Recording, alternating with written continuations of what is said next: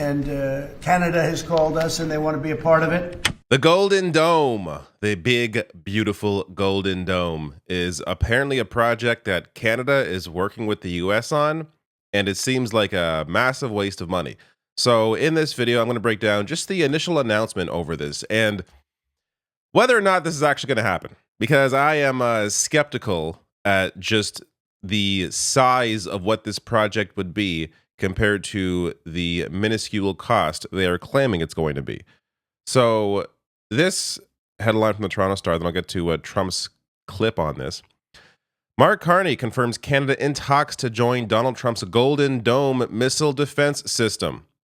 So this is a defense system similar to that of the Iron Dome in Israel, but much more advanced, using missiles that are much more expensive for threats that are coming from within the dome.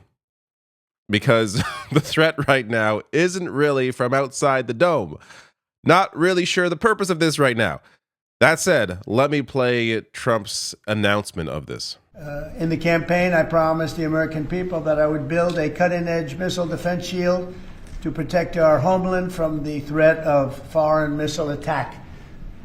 And that's what we're doing. Today, I'm pleased to announce that we have officially selected an architecture for this state-of-the-art system that will deploy next-generation technologies across the land, sea, and space, including space-based sensors and interceptors. And Canada has called us, and they want to be a part of it. So we'll be talking to them. They want to have protection also. So as usual, we help Canada do the best we can.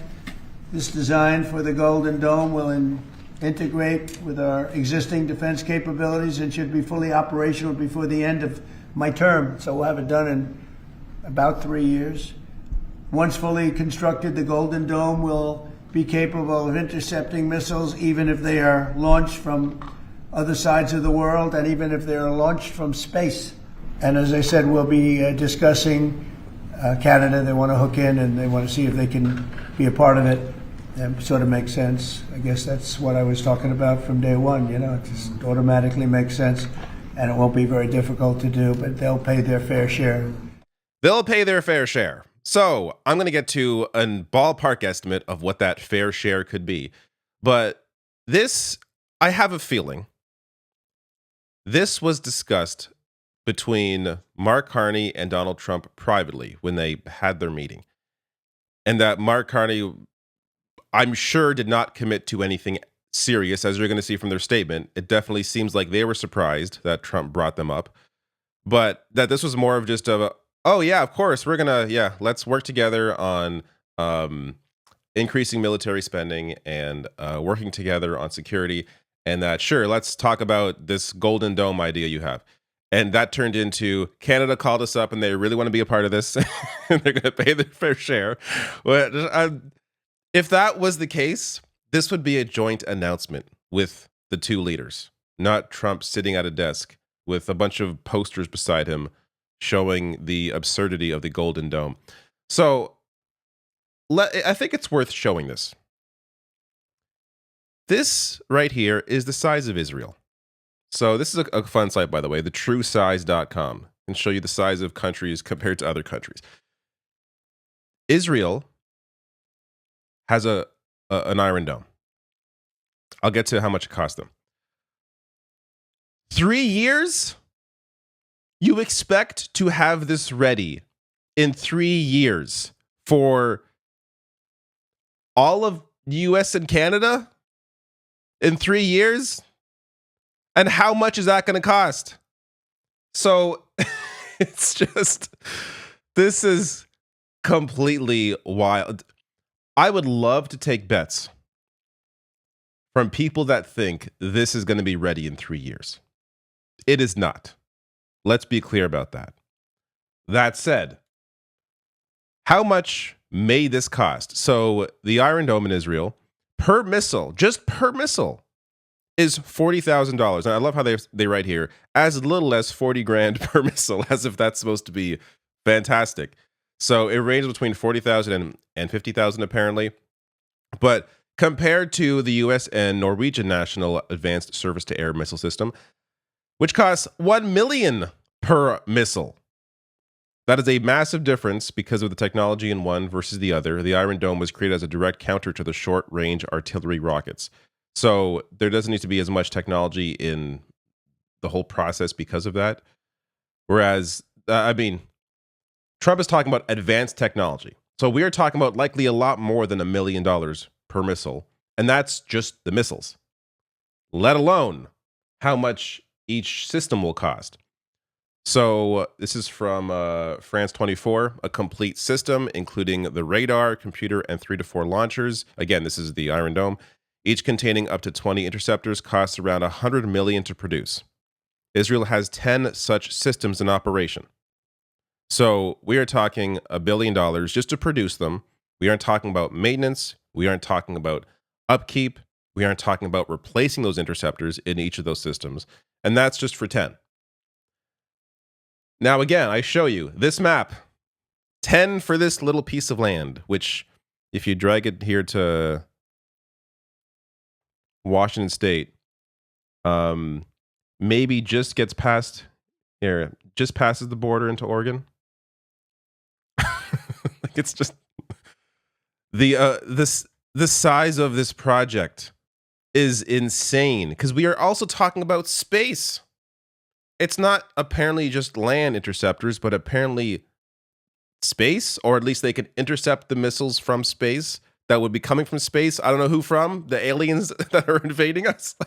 The amount of limitless money that these governments, I should really say the US, has for military compared to everything else. This is a country where people don't have healthcare guaranteed to them.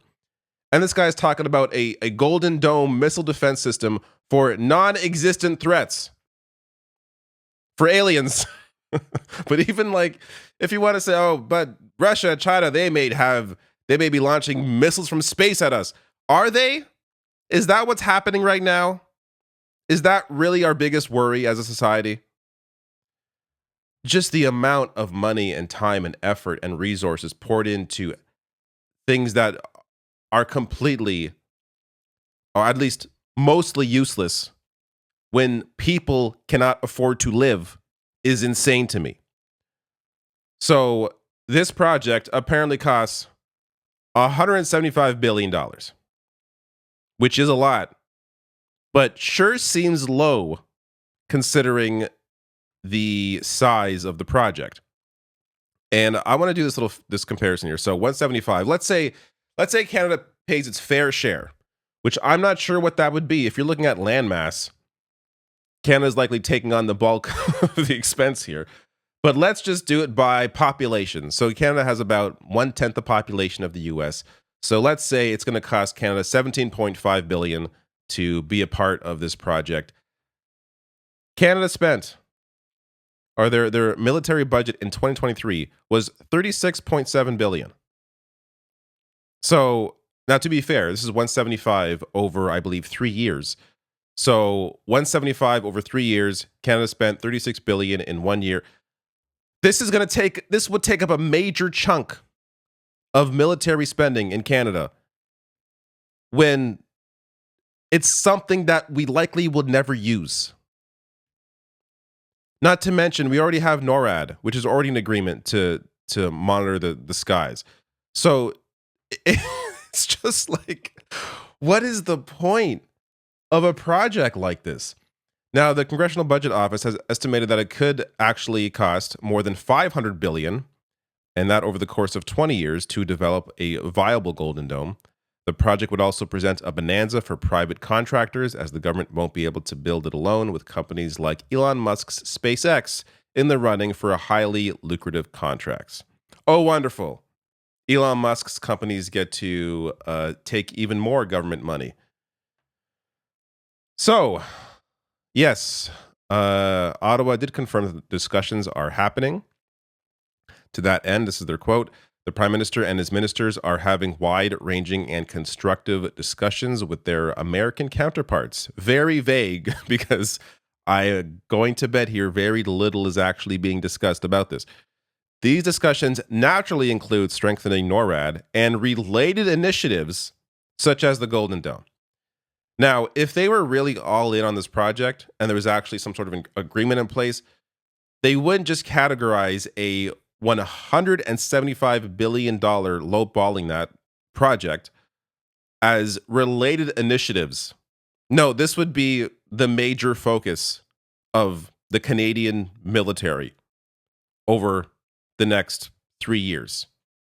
So I tend to think this announcement from Trump took them by surprise, and that sure, it's part of a larger discussion with Trump, but it wasn't something that was really agreed upon in any concrete way. And as I mentioned, Canada has long participated in tracking North American skies through NORAD and feeds that data into the U.S. Missile Defense Program. Also worth mentioning, Canada has put $5 billion or has invested $5 billion more over, this is from 2022, so over the next 4 years on upgrading NORAD's defense system. Now, this is also worth mentioning here, the response from China. Chinese Foreign Ministry spokesperson Mao Ning, when asked about the project at a regular press conference, said it carries, quote, strong offensive implications and heightens the risk of militarization of our outer space in an arms race. Quote, the U.S. is pursuing a U.S. first policy, is obsessed with seeking absolute security for itself. This violates the principle that the security of all countries should not be compromised and undermines global strategic balance and stability. China is seriously concerned about this. Hard to argue here. When you think about the military impact on the world, try and compare China to the US. Does China indiscriminately bomb sovereign nations? Does China fund an ongoing genocide in Israel? Not to say they don't have their own human rights abuses. Of course they do. But in terms of the impact on the rest of the world, in terms of the foreign policy, the US has really led the world down this dangerous path. And in part, or I should say in large part, due to the amount of money poured in from defense contractors into Congress that has taken a complete hold over the focus from the US government. When again, people should be able to get health care guaranteed to them. People should be able to afford to purchase food, live in a home, not on the street. All these sorts of wild investments into missiles for space when people are starving is absolutely absurd to me. And this is not something that Canada needs to get involved in, at least in my opinion.